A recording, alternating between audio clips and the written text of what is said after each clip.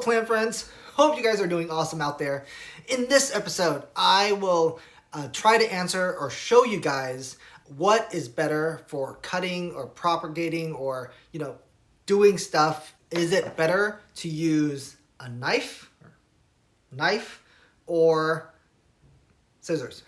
And I'm going to try to show you guys or try to convince you guys why this is significantly better than this, right? This significantly better than this. All right.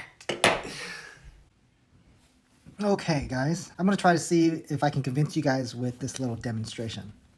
And for this demonstration, we are going to use water bottles, right? So we're going to use these two water bottles, and we are going to assume that this is the plant that you are trying to cut, right? Your stem or your leaf or, whatever it is that you're trying to cut. We're going to do this demonstration one with scissors or shears, and then we're going to do the second one with the knife. All right, so let's do this one. And what I want you guys to focus on is the sound, right? The crackling, right? As we're doing this. Okay, I'm not even sure if this will go all the way through, right? So, but remember, focus on the sound or the crackles, right?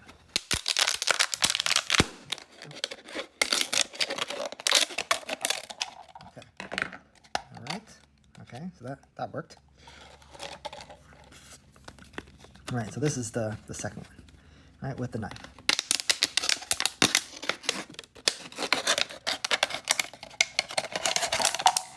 Okay. Alrighty. This is the scissors, right? And then this guy over here. Let me move this thing here. This guy is the knife, right? And I'm not sure if you guys noticed, but there was a good amount more crackling on this side than this side, right? And why do these plastic bottles crack, right? They crack because there's like stress on the structure, right? So I want you guys to associate that crackling noise with crushing or damage to your tissue, right? To the stem. If we're imagining this to be the stem where you're cutting, then the crackles is the damage to the stem.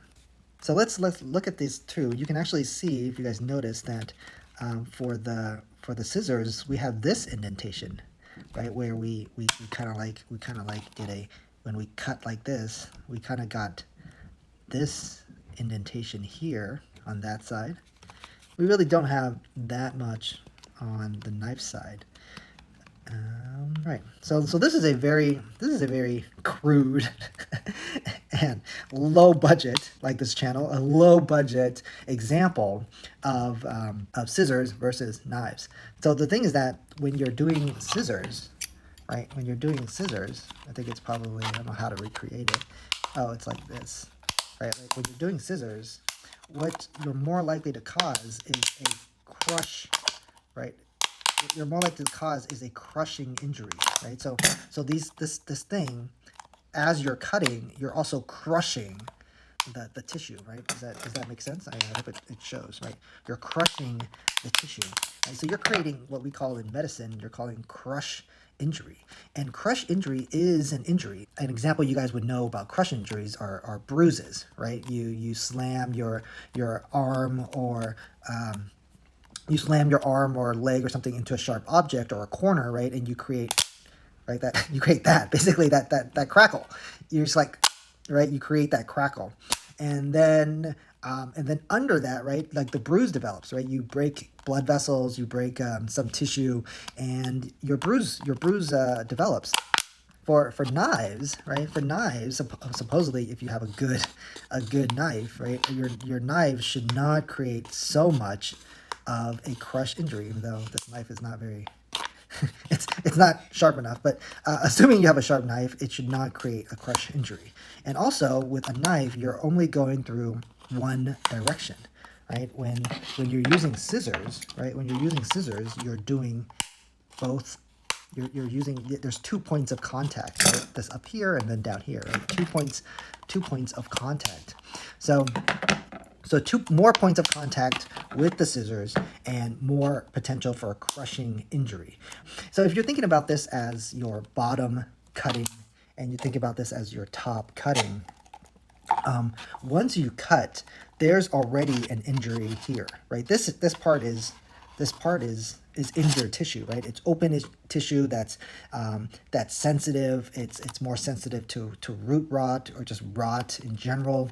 In real life, right? If you cut your arm or you cut your finger, basically whatever, this injury takes time to heal. There's a increased risk or potential for infection, right? And then also there's also potential for scarring, right? This any cut that you have on your arm or finger, right? Like it doesn't mean that the tissue heals 100% back to normal, right? There's going to be some scar tissue, right? Tissue that is not the same usefulness or the same type as the original tissue.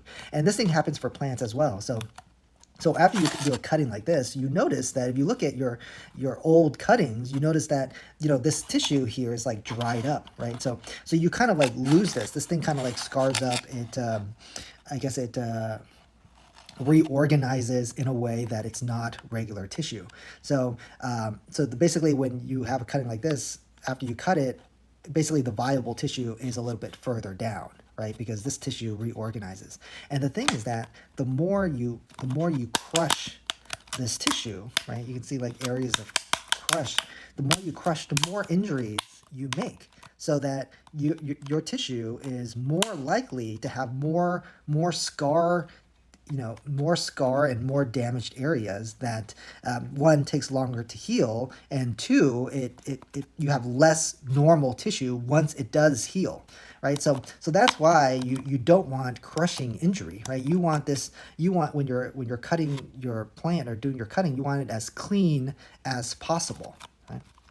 Before we continue, I want to let you guys know that this episode is sponsored by Skillshare. Skillshare is this online learning community that has thousands of classes to help you guys become more creative and more successful in your creative endeavors. Quite a few of you have asked me about, starting their own YouTube channels. Skillshare will really help you guys, making those dreams a reality.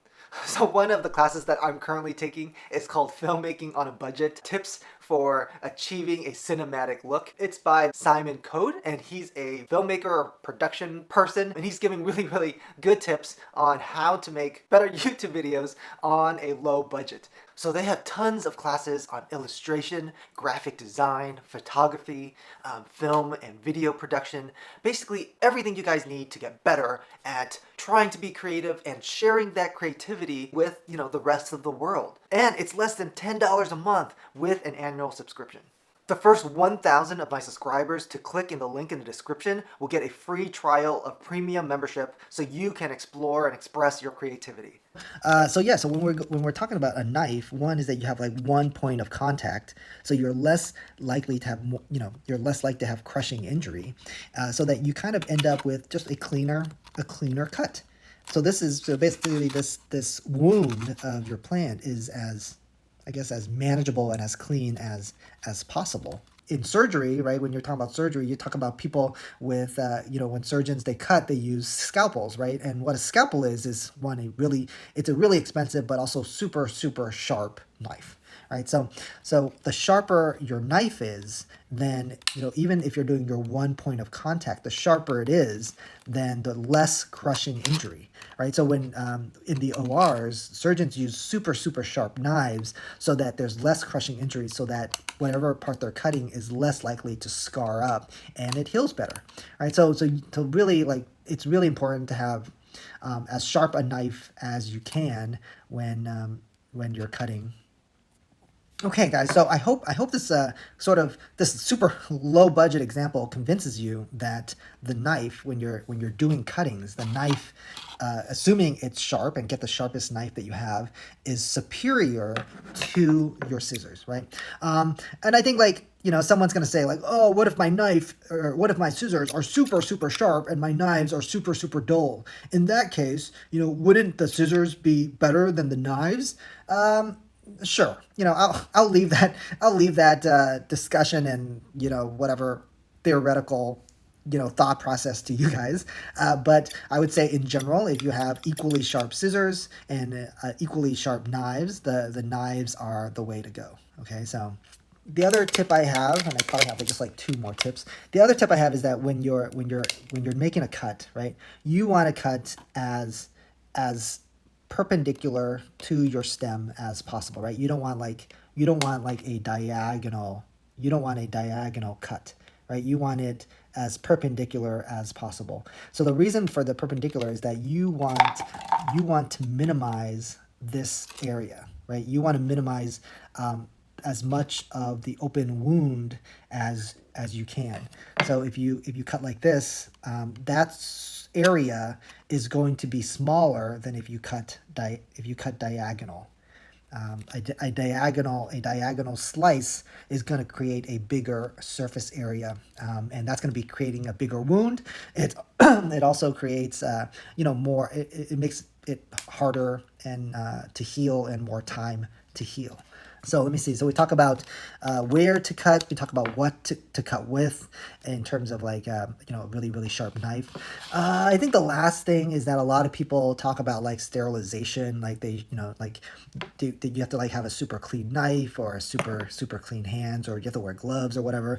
I don't think that's that important. I know that some people think it's really, really important. I personally do not think it's that important. As long as your knife is, just relatively clean and your hands are just relatively clean. I think the whole concept of like sterilization, like your knives completely sterile, your hands are completely sterile, that just doesn't exist. It's a complete fallacy.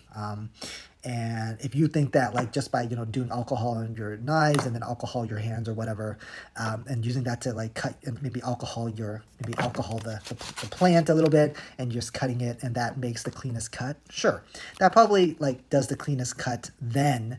But once you shake this around in the air, you have more and more bacteria that's just like naturally in the air that's going to get it on your wound anyway. So I think that be as clean as you want to be, but if you think that like you're going to have a completely sterile cut, that's just not realistic. All right, guys, I hope you enjoyed this super low budget production. And if you guys like the content, please like, subscribe, and right, that's it for this episode. Till next time.